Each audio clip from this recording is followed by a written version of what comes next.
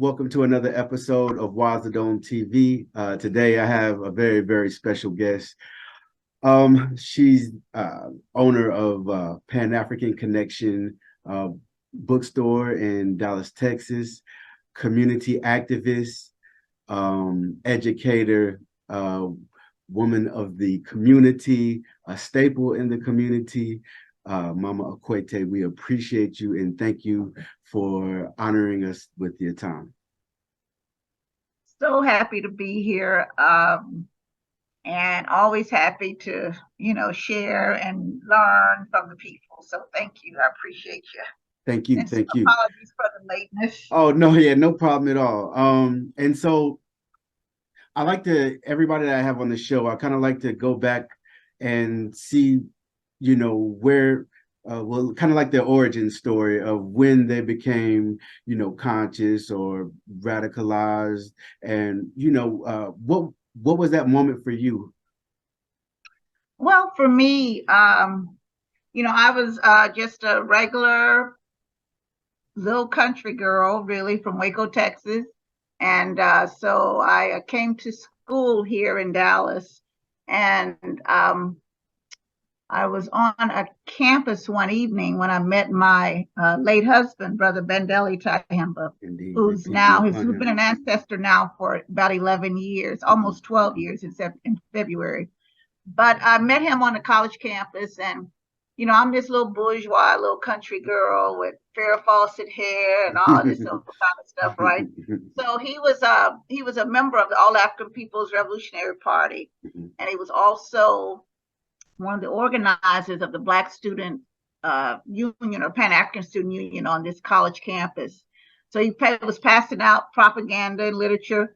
And so I guess he decided that day that he wasn't going to take no hostages, right? So he passed out one to this little girl, right? Who definitely didn't look like she was interested. But so probably at that time I wasn't interested, right? I was this little girl that was raised to just status quo, do things the right way, just go to school. But when I joined that Black student organization way back in the early 80s, it changed me, right? Right. Became aware of who I was as an African woman and person. And I became aware of who my enemy is, right? And what obstacles and that we have overcome and are still overcoming today. I kind of broke out of that dream world of that we are raised to be in, right? Right. Go get a job and work for yourself. The whole American dream delusion, right? Exactly. So for me, it was this revolutionary brother who challenged me and agitated me to becoming a member of an organization. And so later on, I married this man, right? And also I was a member of the All African People's Revolutionary Party for over 20 years, and he was over 30 years. And so for me, it was joining an organization, not just any organization, but a revolutionary or Pan-African organization that really changed me and let me see who I was. I changed my name. I didn't wear no perm no more. I was, I was a different person. I was myself.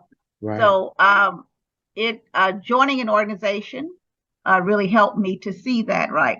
So it's very similar to, I remember reading Assata's book, Assata Shakur, and she said she was just a normal person, right? Like you or me. But it was just joining a Black student organization on the college campus that she became aware of her history and her culture, is that she began to know that she had a historical responsibility to her people to help change and transform, our reality. So that's my story. Awesome and amazing. And during this time in the All African Revolutionary Party, did you meet Kwame Ture?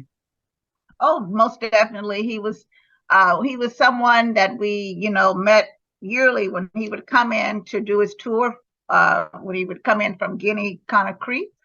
to he would stay at our home, and we would definitely book him at, on the campuses. So definitely would be in struggle with Brother Kwame on many levels. But yeah, definitely great, great, great, great revolutionary brother, Kwame Ture. Can you tell us what Brother Kwame Ture was like? Just like being able to spend time with him, you and your husband, and let him, whenever he came from out of town, out of the country, to stay with y'all while he was down there. You got to, know him on a more intimate level. We read his books now, and we revere him as an ancestor. And I just like to hear these stories of, what some of these great men and women were like by people who actually knew them. For sure. Just on a personal level, he's very, very humble, very, very charismatic, right? Everybody was drawn to him. And not only because of his charisma and just after the very hospitable and vibrant African personality that he lived, but because he was very serious, right? He did not bite his tongue at all. And I guess for us, that was why we supported him wholeheartedly. And so he was very humble, very, just very principled man. He would joke, and he would definitely give you if you were doing good work, he would let you know that, hey, you're going to be a great organizer. You're doing great work, right? And if you weren't doing great work, he would let you know, right? So, but he wasn't above criticism of himself. We would have internal meetings that would get pretty, rough at times. Yeah. But we were all not above criticism and self-criticism. We would, try to develop. Everybody was developed equally. So he was a great brother, just very humble, and he loved people. He loved African people. He loved Mother Africa. He was just, just a regular person, but very, very, very serious person about the struggle of his people. Awesome. And when it comes to your late husband, may peace be upon him, great man, also a staple in the community, and we honor and pay utmost respect to him as well. Whenever you said you were a young country girl, and here he comes with these AARP pamphlets and things of that nature, right? Or whatever organization he was in at the time.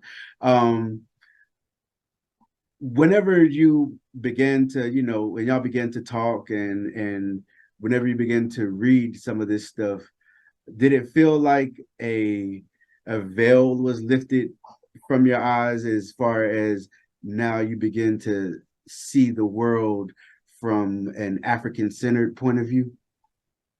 Most definitely. Yeah, it was definitely a process, right? Of transforming myself internally and externally, because change is internal. It's a process that only you can do for yourself. So by studying and dealing with contradictions around me, studying my history, my culture, I began to love myself and love my my hair, my I learned the strength of my people, right? That I didn't know. I mean, really, you could go all the way through high school, even sometimes back in those days through college, and you never knew who Malcolm X was. You never knew who Marcus Garvey was. So sometimes you have to seek out institutions within your own community and organizations within your own community to get that critical information you need to develop, so for me, learning about the different systems like socialism, learning what the capitalism, learning what communism, learning what imperialism, learning all of these systems, social systems and economic systems, I it really helped me to develop and analyze everything, right? Right. Because inside of the All African People's Revolutionary Party, we learn different analytical processes, right? How Hmm. to use to analyze, uh, just what people say, what people do, analyze positives and negatives, and we learn to see the positives in everything, and we learn to just the tools to analyze things properly. So for me, just the whole, I mean, just I didn't know anything. It seemed like once I got into it, it's like I didn't know nothing, right? Right. So, just reading, collective study was such a critical uh, uh, gift Mhm. and in developing. We studied collectively, and when you study collectively, you learn more. Right. I get your analysis of things, you get mine, I get your experiences, you get, so we develop, we get closer to the truth when you study collectively. So through collective study, um, just self-analysis, right, and just transforming my own ideas, um, it's critical to the person that I am today. Mm. I mean, I'm no longer that person that Right. desires to be a part of the status quo, right? Right. Or desires individual successes, right? Right. Hmm. It's it's we. I have to know that I have a historical responsibility to work for my people, right? To Hmm. develop myself as to the best that I can. But yeah, so yeah, definitely knowledge of self. First of all, identity, knowing who you are as an African person, Hmm. is the foundation, and as to how we move. And for me, we've been so blessed to be surrounded by, the art and culture Mm. all around us. In the bookstore, we have African art, everywhere, with all types of symbolisms and guidance and stories that help us to solve our problems and help me to, Mm. see things clearly. So I think one I wouldn't, I mean, just one thing that has helped me is that, just the symbols, the Adinkra symbols, all the Mm. art symbols, all of these things that we use as principles in our lives, and Right. um, have really helped me to see things a lot differently than a lot of people, I think. Oh, that's beautiful and amazing. It kind of goes into something I wanted to get into a little bit as well, because I remember I came in Panaf one day and I bought I believe it was History of Slave Revolts by CLR James, and you pulled me to the side and you told me, like, we used to have study sessions on CLR James, and that stuck with me. And just the idea of, now in 2023, a lot of I see a lot of people have an individualistic take on what it means to be Pan-African, what it means to be a revolutionary, but not understanding that in order to organize or be a part of an organization makes your work that much easier.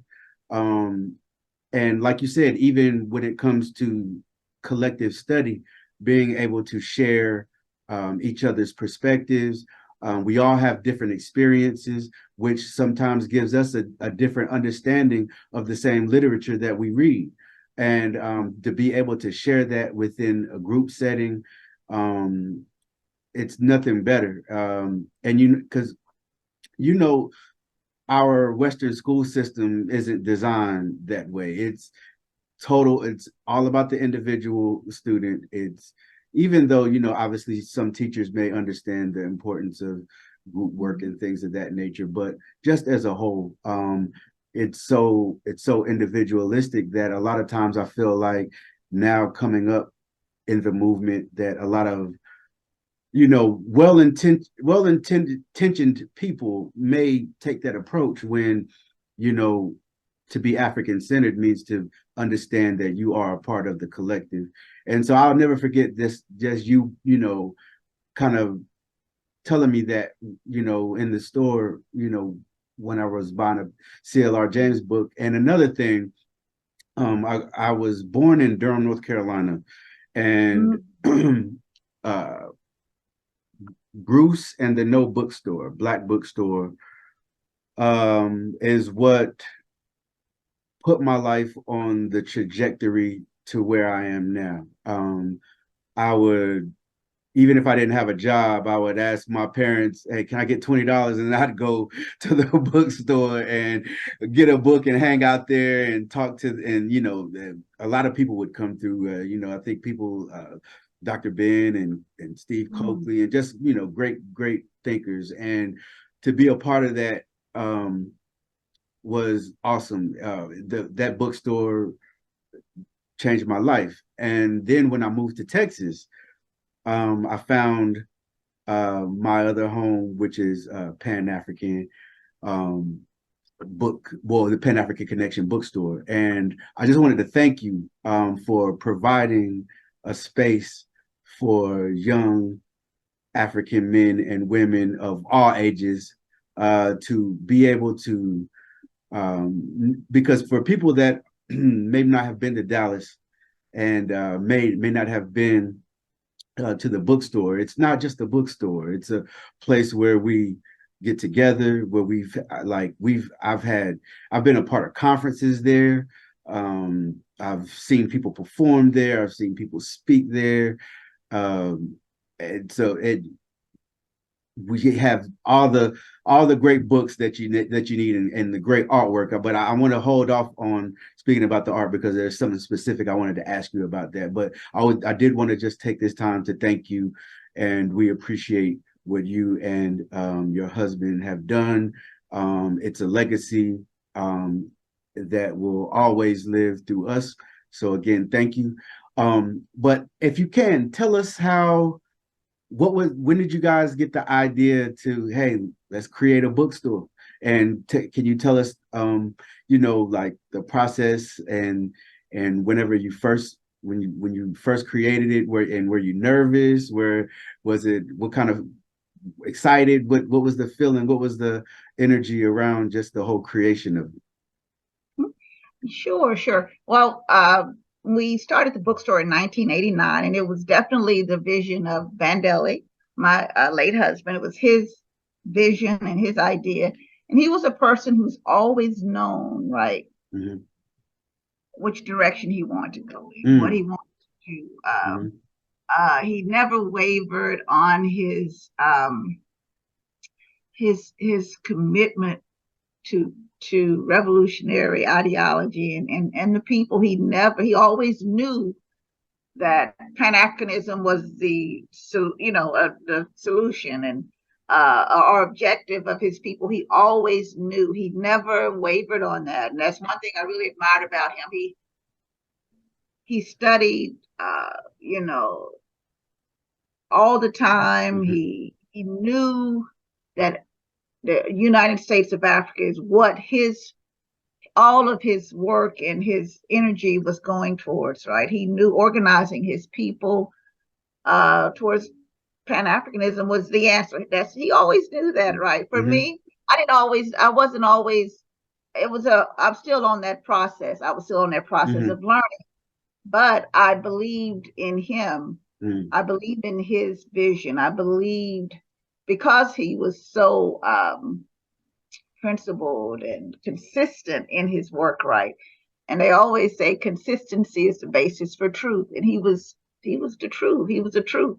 Right. So for him, he always there were other bookstores in Dallas, at least one other bookstore that he supported all the time, but they didn't always have the books, The World in Africa, Capitalism and Slavery, Mm-hmm. Philosophy and Opinions, or or the Sekou Touré books of Kwame Nkrumah, Camille Parker, they didn't have certain books. Marx and Lenin, they didn't have certain books, right? Mm-hmm. So he did want to have a place where people could come and get books that were not always available, books, Right. revolutionary books that they could study.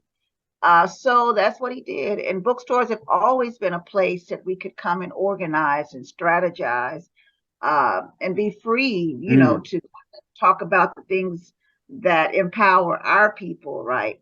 And so that's what he wanted to create, and he wanted to definitely uh, create a place that we could organize, not only for the party, but organize people towards Mother Africa, right, Mm-hmm. closer to themselves, and really give them that foundation on identity, which is crucial as to how we move, how we see ourselves. So even naming our store the Pan African Connection Bookstore was quite a bold statement, right? Right. Right. I mean, people will name, you have these little generic, and I'm not doubting, Mm-hmm. judging anybody. You have generic names, black faces, black, Mm-hmm.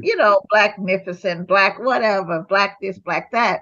But to come out with a ideological statement, a Mm-hmm. revolutionary statement, and I mean, name yourself the Pan African Connection, not culture roots, not culture this, Right. but Pan Africanism that let people know who you really are and which Right. direction you're trying to guide people towards.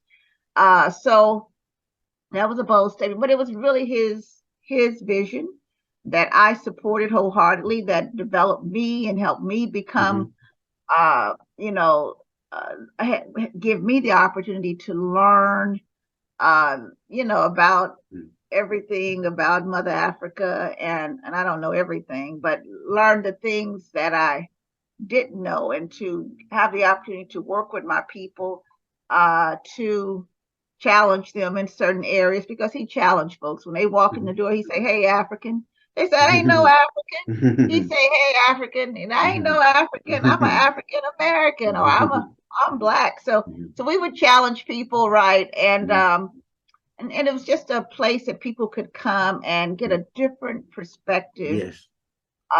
that they normally didn't get, one, a more revolutionary one. So, and I think that will be our legacy in this city, that Mm-hmm. uh, we stepped out there, right? We gave them we were we there was no fear Mm-hmm. in putting out the energy of Pan Africanism and revolutionary thought.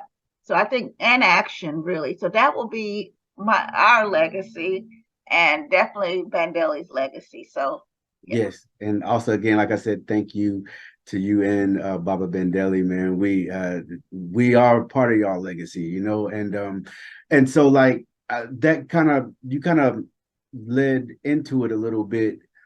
A lot of people don't realize that the history of Black bookstores in this nation is not just a place to come buy books, but it's always been a place to come organize for the community, organize for African people as a whole.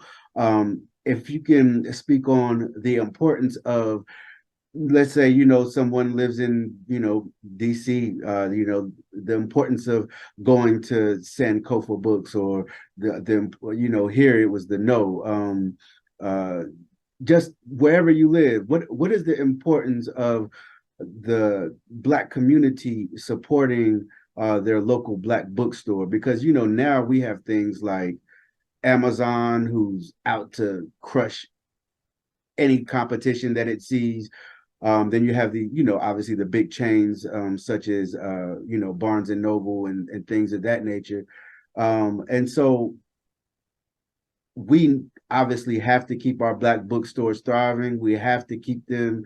Um, we have to keep them. We have to center them as far as institutions in our community. But I just wanted to get you to, if you could, to speak on the importance of African people supporting Black bookstores, in their neighborhood. Yeah, it's crucial because there was a time well, let me kind of back up. One of the inspirations for opening the bookstore was that my husband grew up in Cleveland, Ohio. Hmm. And so he would travel, of course, to New York and Detroit and DC, to Black bookstores like Liberation Bookstore in New York, Pyramid Bookstore in DC when that was there. Of course, now you have Sankofa Books, Hmm. and you had Akibalon Books and Nashville. Hmm. There were certain bookstores that who understood, right, Hmm. that we had to do. We weren't just there to sell books, but we were there to give people to put them on, like you said, trajectory of revolution, right? Mm, right. Of knowledge of self, a strong. We kind of had to. Hmm. We were not doctors, but we were there to infuse them and to instill that knowledge of self, right? Not Hmm. just play stuff. We right now there, and at one point before, right now there are lots of bookstores opening up. Hmm. After COVID, there are a lot of Black Yeah. bookstores that have opened, and there were a lot back in the day. At one point in Dallas, we had 7 Black bookstores, Wow. right? I never One knew that. And so then at one point, of course, the enemy was attacking, and it was so difficult to even keep the bookstores open because Hmm. of the Amazons and Hmm. Barnes and Nobles and even Targets and Sam's and Walmart. Everybody selling Black books at a Right. discounted price. But they were dwindling, and you could count them probably, you know, maybe 20 bookstores all around. But post COVID, there are a lot of Black bookstores that are opening up, Hmm. and it is very important for us to support Black bookstores wherever they are. But we have to put the pressure on these Black bookstores, right, to Hmm. really be there for the people, Right. and not just be a Black Barnes and Nobles or a Mm. Black, but we have to create our own models, our own Hmm. paradigms of our, how we want to empower our communities, because there's some Black stores who, they're generic. You don't even know Yeah. they're Black Very. together, Yeah. right? Yeah. You don't even Hmm. know. Or there's some bookstores that may have boards with white folks on them, right? Yep. Yep. Yeah, I don't quite understand that. Me I neither. mean, I don't. But like I say, but they're Black, and Hmm. so they're branding themselves as Black bookstores that really care about the people. But There's no. I'm not sure. For us, you have to have a purpose of Yeah. not just selling the Black books, but being there to help grow your community, right? And so that's been our model, right? Hmm. We're not the most. I'm not the. My place is a very humble setting. It's more like, it looks like an African market on the inside. It's not as plush as some of the Black bookstores, right? It's perfect. It's perfect It though. is It is a little perfect. different, right? But it's a very humble setting, and I support all Black bookstores. I encourage people to support them because they're definitely needed. But we definitely have to put pressure on them to be about their people, right?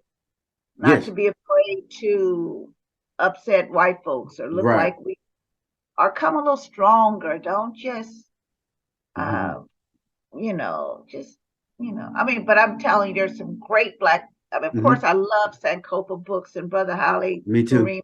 Me too. I think they are the essence and the of who we want to be, right? Who we are, who we are trying to be. So they're and there are many Black bookstores. So definitely support the Black bookstores. And also support Pan African Connection, whether you live in Dallas or not. You do ship, right? Because I'm gonna make sure I Yeah. have the yeah. So we'll have that in the description. Um, can you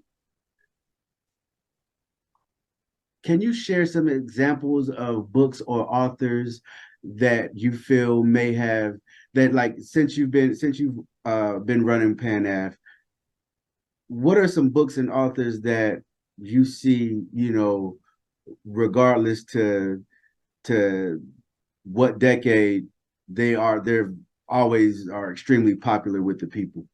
Hmm. Well, I guess some just classic books that you must have, right? I know my late husband used to talk about growing up in Cleveland when they first, even read Message to the Black Man, right? It was one Mm-hmm. of the first books that he read. And he couldn't believe that somebody was saying these things, It right, was it was about one of the first black ones I men, read right? too. So, they're critical books that kind of help you or give you a thirst to go read 300 more books. Of course, the Hmm. autobiography of Malcolm X. Hmm. Once you read that once, you ain't the same person. Right, right, You'll go read, other books following that. Of course, the Philosophy and Opinions of Marcus Garvey, Miseducation of the Negro. You have Return to the Source by Amilcar mm, Cabral. You have just classics that you have to, right. Destruction of Black Civilization, Asata. Mm, Just there's certain books that will um, change your life, right? There's mm, so many. yeah, yeah, I mean, you need to read you need to read some Marx and Lenin. You need to read you need to read things that you normally don't hmm. read. There's so many books. Outside of your comfort zone. Exactly. There's so many books and people you don't know about who Hmm.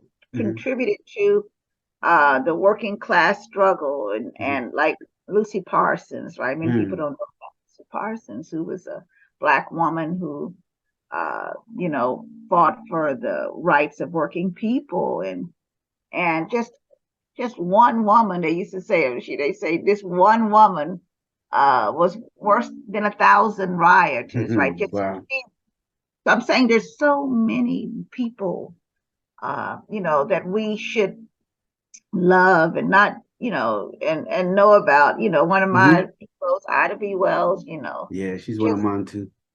these Hmm. strong black folks who Hmm. resisted, right? Hmm. So there are lots of stories of resistance that I think that we don't know about, and even within our own biological families, right? Right. We all had some uncle, some great great great uncle, somebody who put a whipping on a white man, right? Yeah, And had, right. but they didn't back down, right? Right, We have right. these resistance stories in our own family Yes, lineages that we need to know about.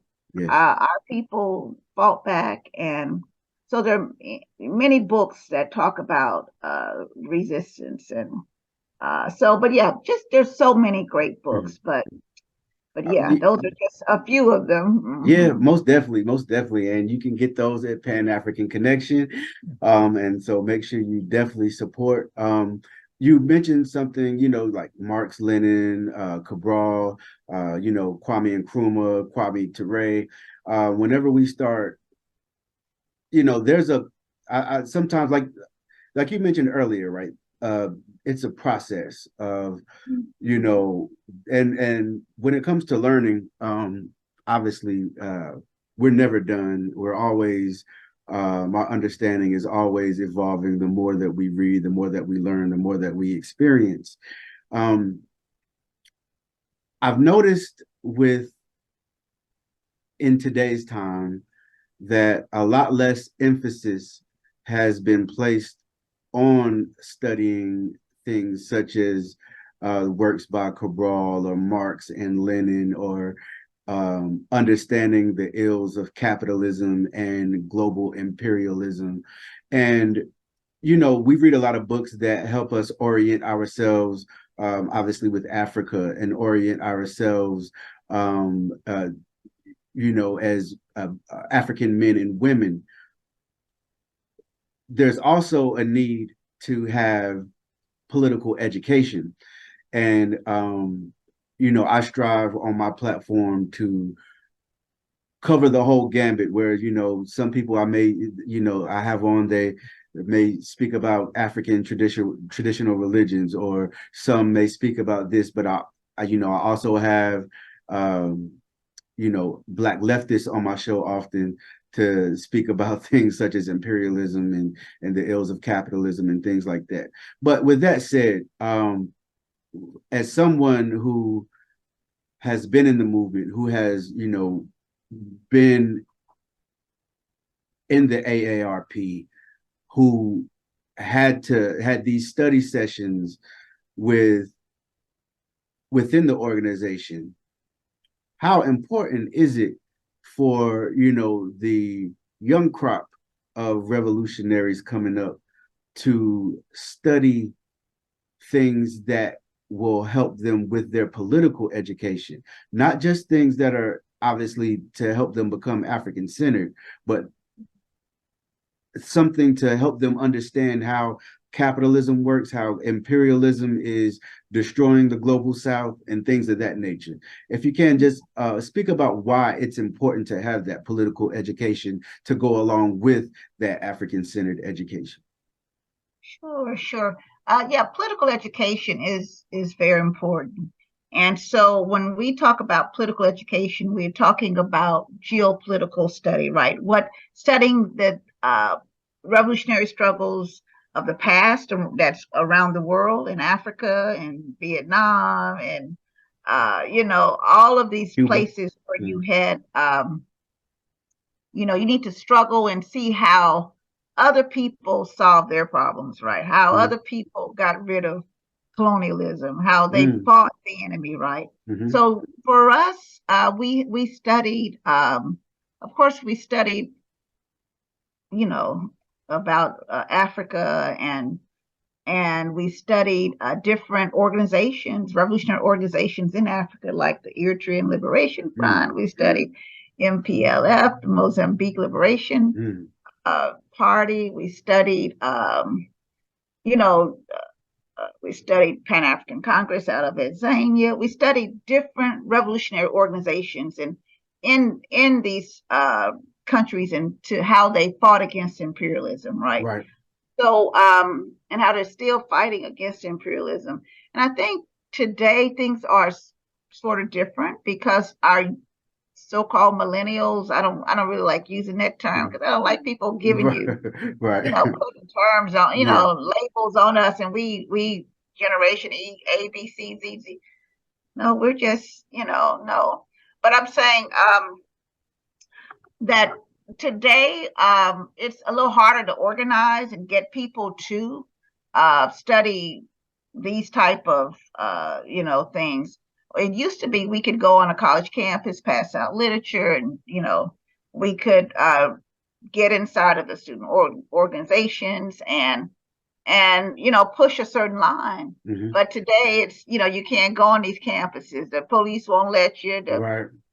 So many ways to sabotage revolutionary organizing now. Mm. So the game has changed. So it's very difficult to organize and develop true revolutionary organizations, even though we still exist, but Right. it's on such small scales, right? Mm-hmm. But it's very difficult to organize like we used to. They just Yeah. in America, Yeah. they've gotten very sophisticated in deception and disguising. Certain people are very deceptive in disguising what's revolution and what's not, right? Right. You know, so and then today's so revolutionary activism is sometimes funded by white folks, right? Funded by Right. people who Right.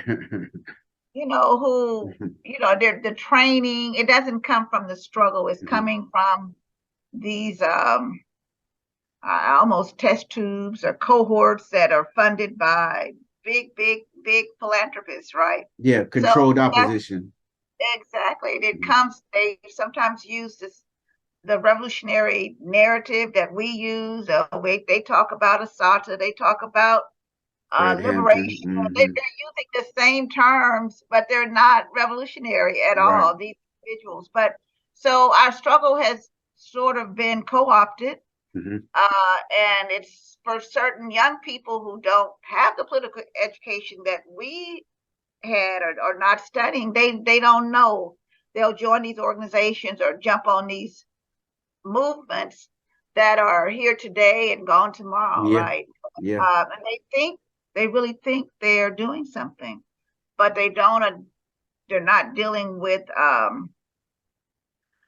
They don't have a collective ideology, right? A Right. revolutionary ideology, and an ideology is the most important thing. And when Mm. you don't really have one, and you're just jumping out there because somebody say let's jump up, and you don't know why you're doing what you're doing, and it's not sustainable. So, but yeah, organizing now is very difficult. Even getting people to come together and study revolutionary, Pan-African literature is not as easy, right? Right. There are a lot of study groups that are reading groups or book clubs and things of that nature. And they might read a Sato, which is good. I know a book club that has done that. But on the most part, they're not.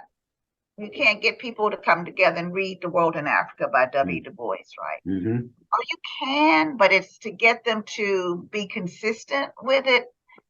We found recently that it is a challenge, but it's not something we can overcome. But it is important to try to start study groups, Mm-hmm. whether it's one or two, whether it's 3 or 4 people, to come together and read The World in Africa by W. Du Bois, right? Or read Capitalism and Slavery, or read Eric Walter Williams. Rodney's Yeah. How You're Going to Develop Africa. Mm-hmm.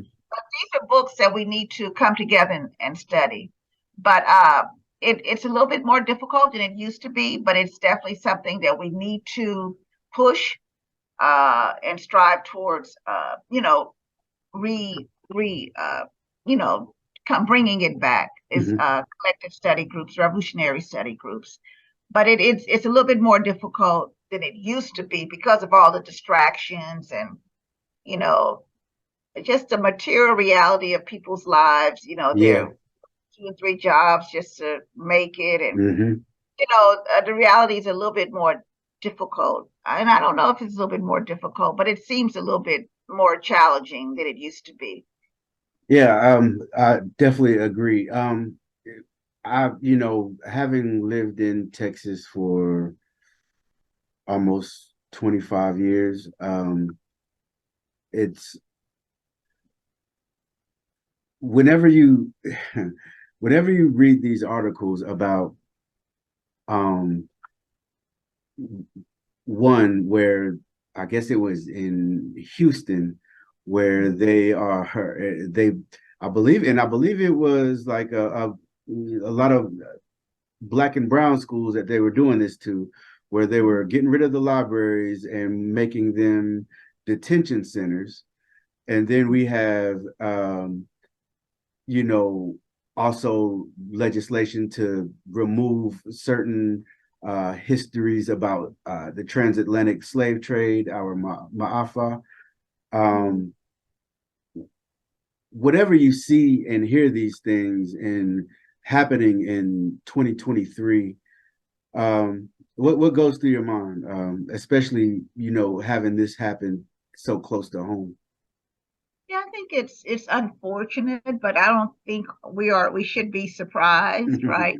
Mm-hmm. Or that we should um, let that really take us off our course, because for us, um, we have to depend on institutions of our own to educate our people, right? Mm-hmm. Because, like you say, the enemy can come and snatch the book, snatch the location, just change things on you whenever they get ready, because they have the power to do that. Right.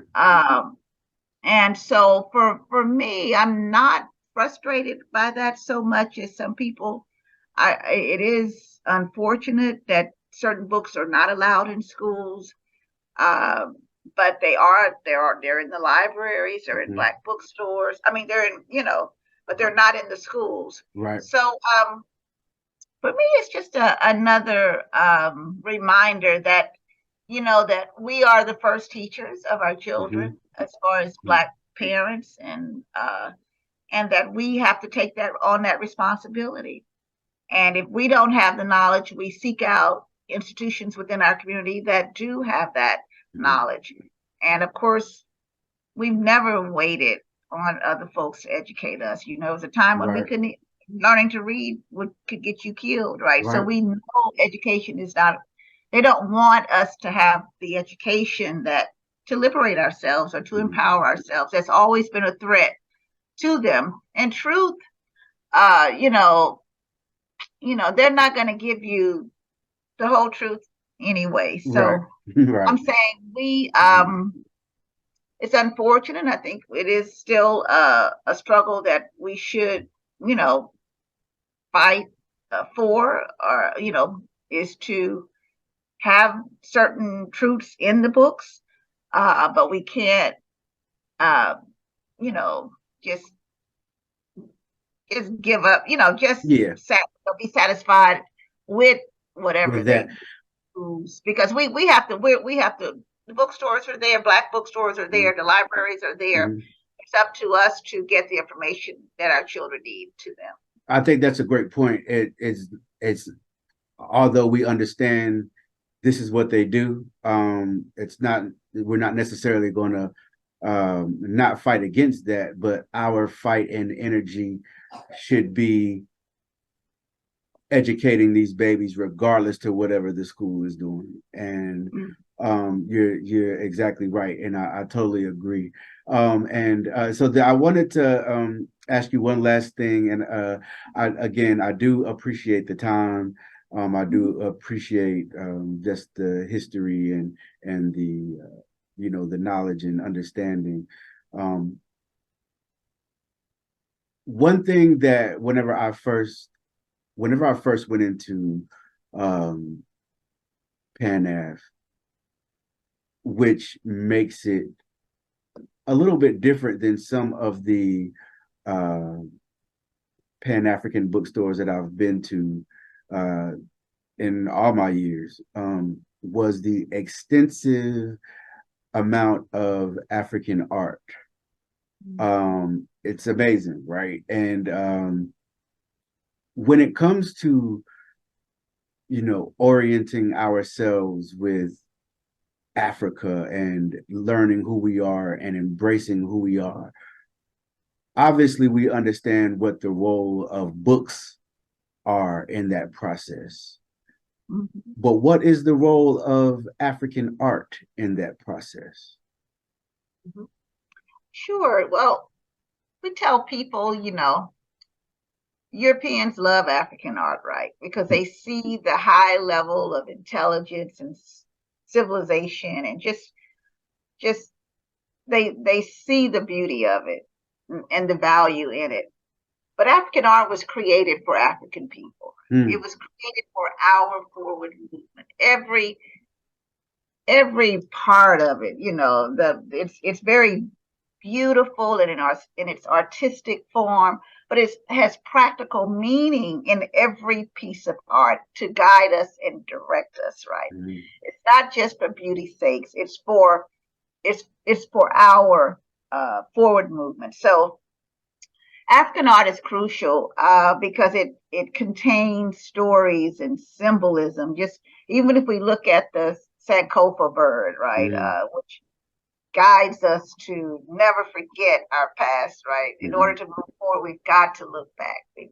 If you don't know where you've been, you don't know where you're going. Let your culture be your guide. So these symbols in the art, we have art, some of the Yoruba art, which is very powerful.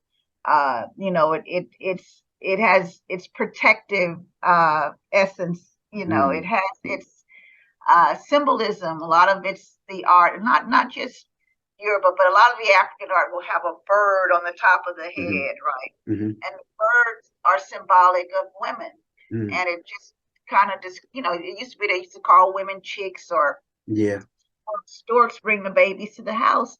We know only women bring the babies to the house. right. But the women are the birds are at the very top of the head of these very important statues of very important people in society, but the women have a very high standing in traditional African society. And the beaks they're always feeding into the ideas and the development and the growth of our culture and our society. So the women are at the very top, the birds are at the very top. And and it's just so many aspects in the art. You have horns on the head, which maybe in European culture that may be something negative, but in African culture it's Hmm. something very positive. It's a Hmm. symbol of strength. Hmm. And you have to be very agile like the antelope in life and be willing Mm. to adapt and change. Like you may be going through a maze, but you have to be willing to adapt and be willing to change in life or you ain't going nowhere. Right, right, right. So many symbols. So you have snakes, you have elephants, you have birds, right? But they're all a symbol for our forward movement and for Mm. us, and a symbol of faith and to know that we're gonna be all right, right? Right, right. If we, if only if we continue to try to understand who we are, knowledge of self, allowing, filling your belly. Some of the statues may have a big old belly, Hmm. which is a symbol of wealth.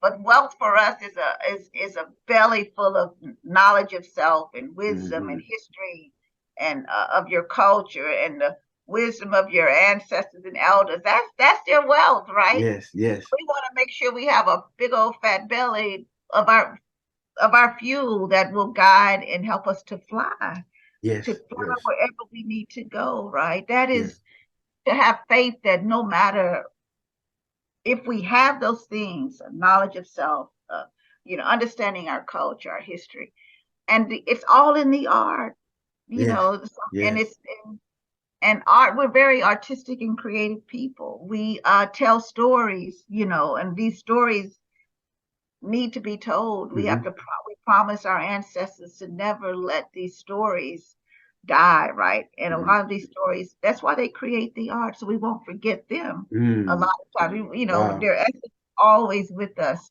Our ancestors are always with us. But yeah, we're very creative people, some of the most talented artistic people that some of the most faithful people that so all of the art tells all of those stories of faith, stories of resistance.